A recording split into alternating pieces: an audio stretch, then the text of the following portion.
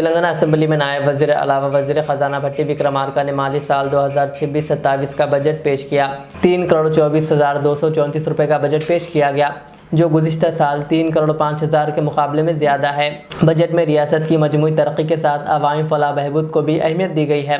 तफसीलात के मुताबिक रेवेन्यू अखराजात के लिए 2,34,406 करोड़, जबकि कैपिटल अखराजात के लिए 47,267 करोड़ रुपये मुख्तस किए गए हैं। हुकूमत ने इस बजट के ज़रिए बुनियादी ढांचे की तरक्की, तालीम, सेहत और समाजी बहबूद के शोबों को मजबूत बनाने का अज़्म ज़ाहिर किया है।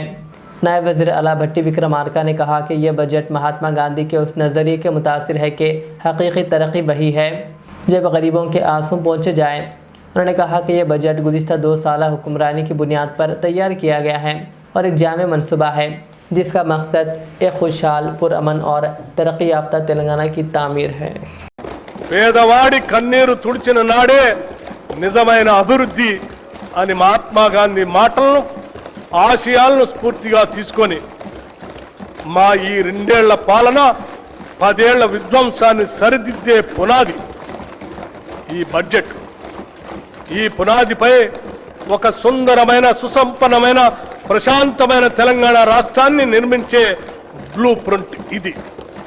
ప్రతిపక్షాలు కేవలం విమర్శలకే పరిమితం కాకుండా రాష్ట్ర అభివృద్ధికి నిర్మాణాత్మక సలహాలు, సూచనలు ఇవ్వాలని, అభివృద్ధిలో భాగస్వాములు కావాలని కోరుకుంటున్నాను. 2026-27 బడ్జెట్ అంచనాలు 2026-27 ఆర్థిక సంవత్సరానికి మొత్తం వ్యయం 3,24,234 కోట్ల రెవెన్యూ వ్యయం రూపాయలు 2,34,406 కోట్లు, మూలధన వ్యయం 47,267 కోట్లుగా ప్రతిపాదిస్తున్నాను.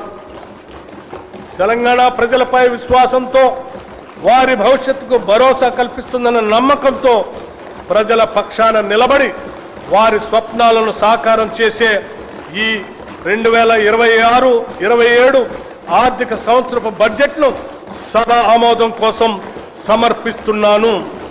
జై హింద్, జై తెలంగాణ.